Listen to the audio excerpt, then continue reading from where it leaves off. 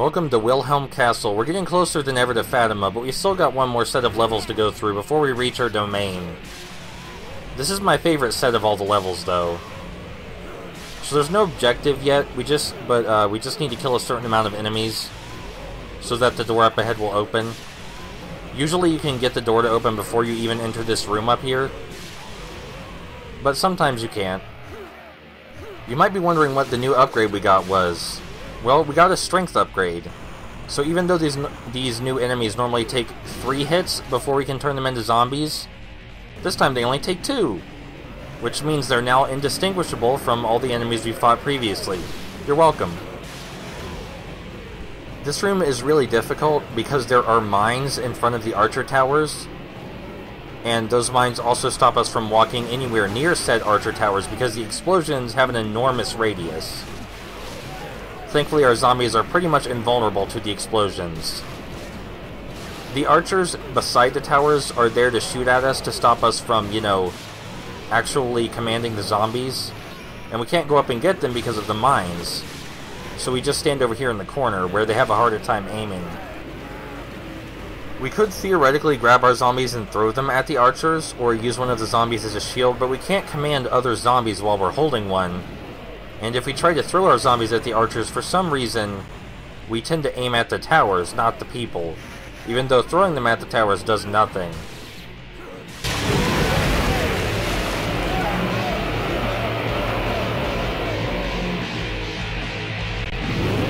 In this room we're introduced to a new enemy type, Grenadiers. They throw grenades at us, which are like the mines, except they actively aim at us. The Grenadiers are also capable of dodging our attacks, which makes them twice as deadly. Explosions deal the most damage of any attack in this game that isn't from a boss, so the Grenadiers are the most important enemies to kill quickly. When we turn a Grenadier into a zombie, the zombie is red, unlike our normal zombies. This is because red zombies have explosive properties, and if we throw them into an enemy, they explode, much like a grenade would.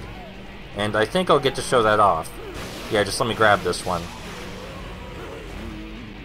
This next room we're going to encounter is probably the most difficult in the game thus far. There are 3 catapults which fire explosive rounds, and we need to kill them with our zombies. The problem is that, well, they blow the fuck out of our zombies.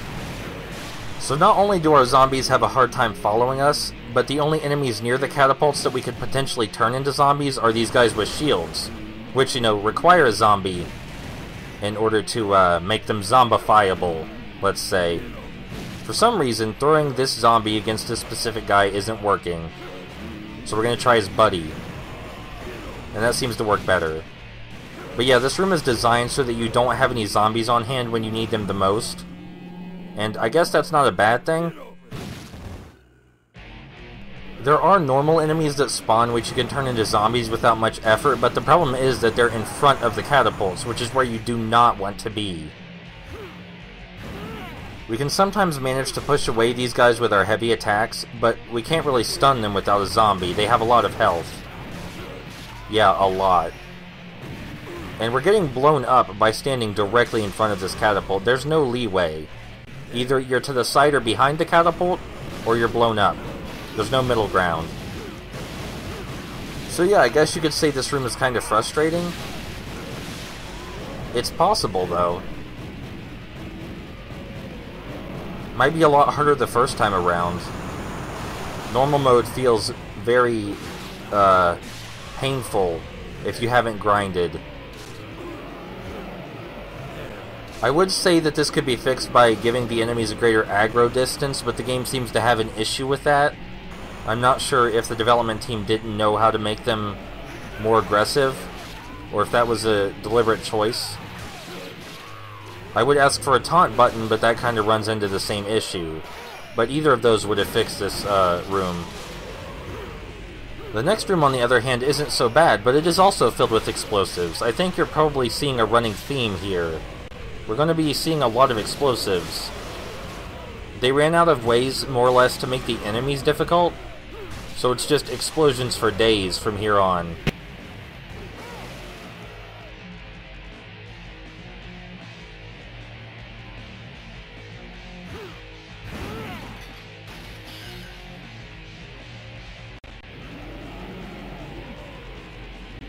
Welcome to the last room in the level, which contains cannons.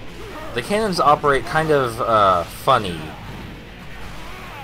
You see, they are not entirely autonomous.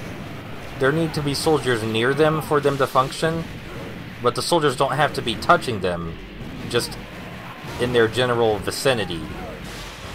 The cannons are just a deadlier version of the catapults because they can aim in any direction, but at least they can be stopped easier. Well, maybe not easier, but they can be stopped in a different way.